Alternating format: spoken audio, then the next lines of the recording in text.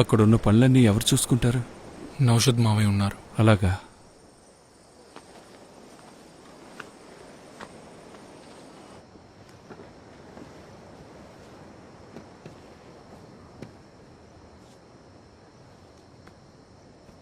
బావొచ్చారక్క.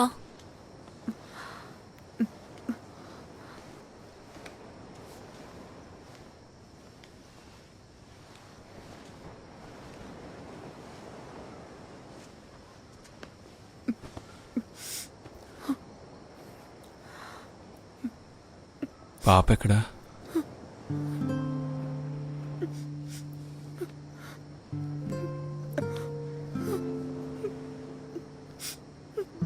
నన్ను క్షమించు. క్షమిస్తావు కదా?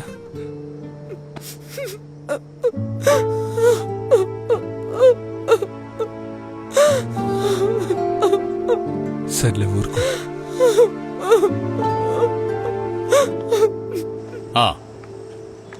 అవును, లేదు సజాన్, ఏదైనా మార్గం ఉందేమో చూడు.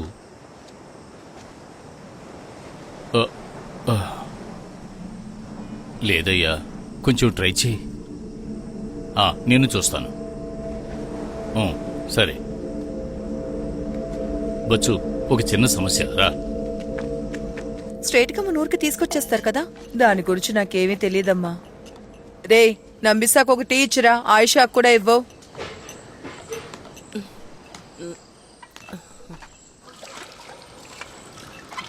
నాన్న, నీకు టీ కావాలా? నాకొద్దమ్మా, వాళ్ళకివ్వు. ఏమండి, ఇవన్నీ వాళ్ళకివ్వండి.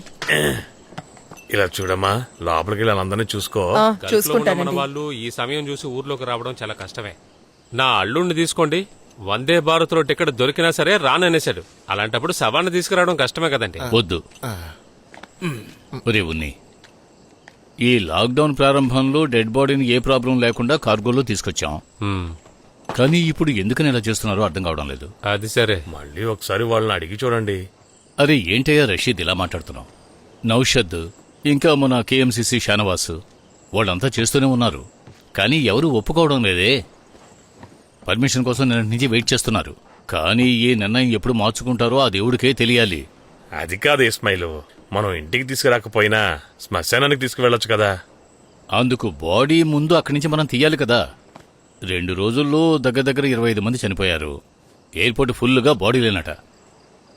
వాటిలోనే మన కమరు ఉండాలట. అది కాదన్నా, వాళ్ళ నిర్ణయం ఏదైనా మార్చుకుంటే అవకాశం ఉందని నౌషద్ చెప్పారు కదా. ఇక అంతా గవర్నమెంట్ చేతుల్లోనే ఉంది, మన చేతుల్లో ఏమీ లేదు. వాడు నిర్ణయించుకుంటేనే ఏదైనా జరుగుతుంది. కానీ అంతవరకు బాడీని అలాగే ఉంచగలమా? ఉంచలేం కదా. ఎవరు చనిపోయినా వాళ్లకు దహన సంస్కారాలు చేయడమే వాళ్ళకిచ్చే మర్యాద. ఆ విషయం గురించి మనం ఆలోచించాలి కదా. ఇన్నేళ్ళు ఆయన అక్కడే కదా ఉన్నారు, ఇక మీదట కూడా ఆయన అక్కడే ఉండనివ్వండి.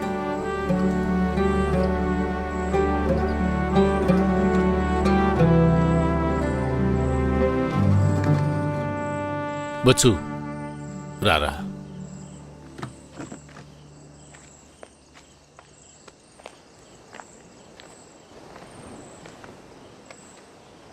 నాన్న డెడ్ బాడీని ఎయిర్పోర్ట్లోనే ఉంచడం కంటే అక్కడే సమాధి చేసేద్దాం. మీ అమ్మతో మాట్లాడరా.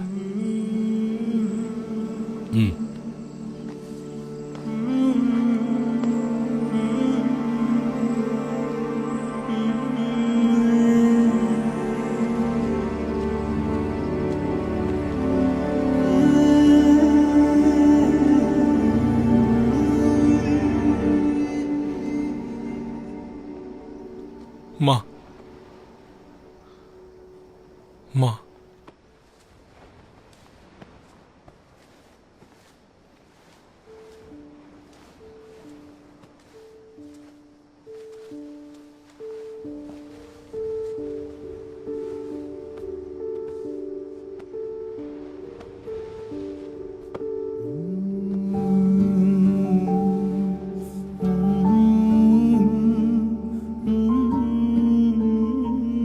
ఇది నువ్వు తీసుకో.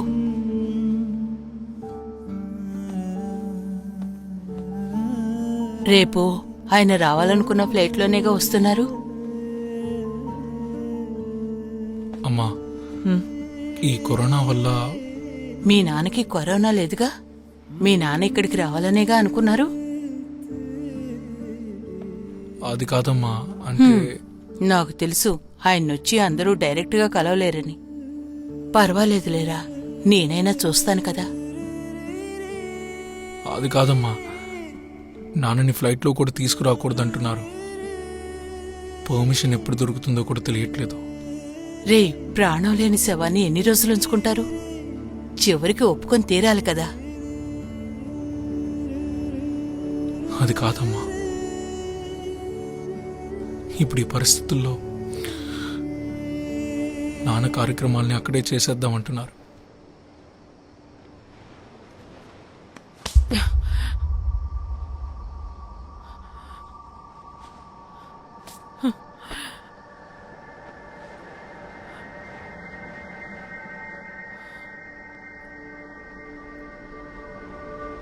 ఏరా, నువ్వు అసలు మనిషివేనా?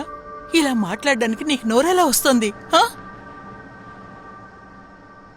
పోయినసారి ఆయనకు ఒంట్లో బాగోలేక నిన్ను వెళ్ళమని అప్పుడు ఎంత బతిమాలారు, నువ్వు విన్నావారా?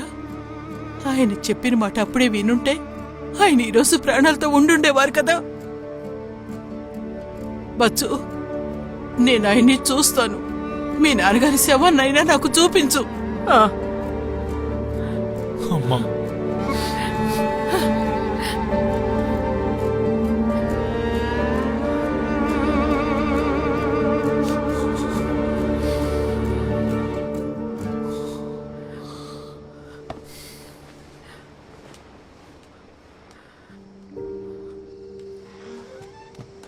అమ్మ ఏం చెప్పారు? అమ్మ చూడాలని అంటుంది. ఏంట్రా బచ్చు? ఏమో నాకు తెలీదు. ఓరి భగవంతుడా.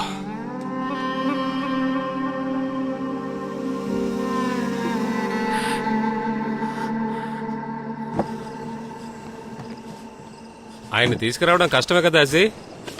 నేను ఎందుకు అడుగుతున్నానంటే ఇక్కడ కన్నా గల్ఫ్లోనే కేసెస్ ఎక్కువ.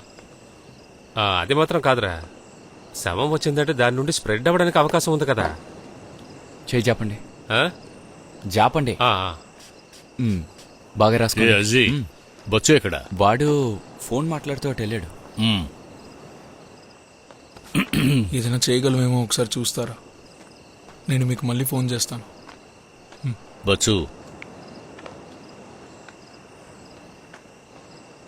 నేను ఇక బయలుదేరుతానురా.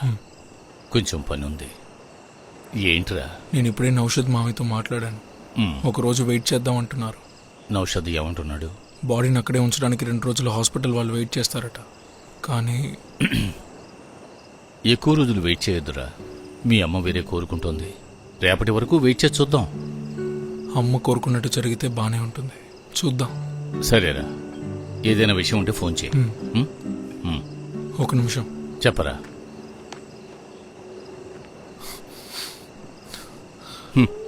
నువ్వు గల్ఫ్కు వెళ్ళలేవు కదా, నాకు అర్థమైంది, వదిలే.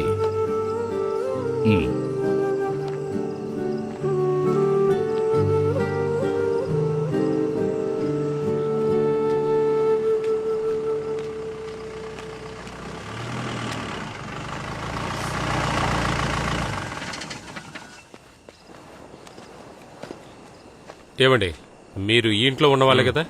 ఎందుకు అడుగుతున్నారు? మేము హెల్త్ డిపార్ట్మెంట్. గల్ఫ్లో కదా చనిపోయారు. ఖతార్లో. మ్మ్. రషీదు, ఆ? ఏదో అడుగుతున్నారు, వచ్చి మాట్లాడు. హెల్త్ డిపార్ట్మెంట్ అంట. నేను మళ్ళీ కాల్ చేస్తాను.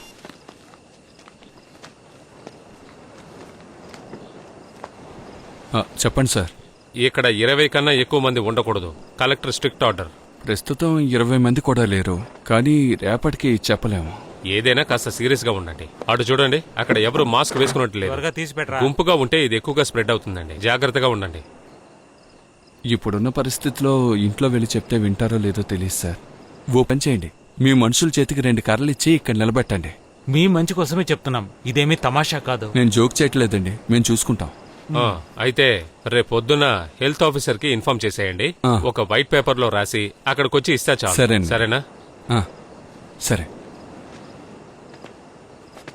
రేయ్ ఆ? మాస్క్ వేసుకు చావండ్రా.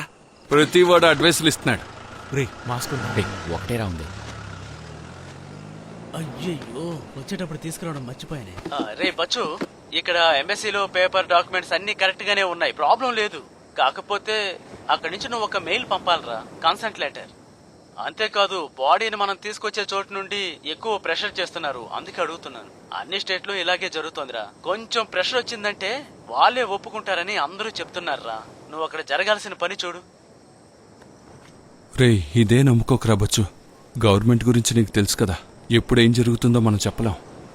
రేపు మధ్యాహ్నంతోటే ఆయన చనిపోయి ఒక రోజు అవుతోంది. ఇక వెయిట్ చేయొద్దురా. బావా, నిర్ణయం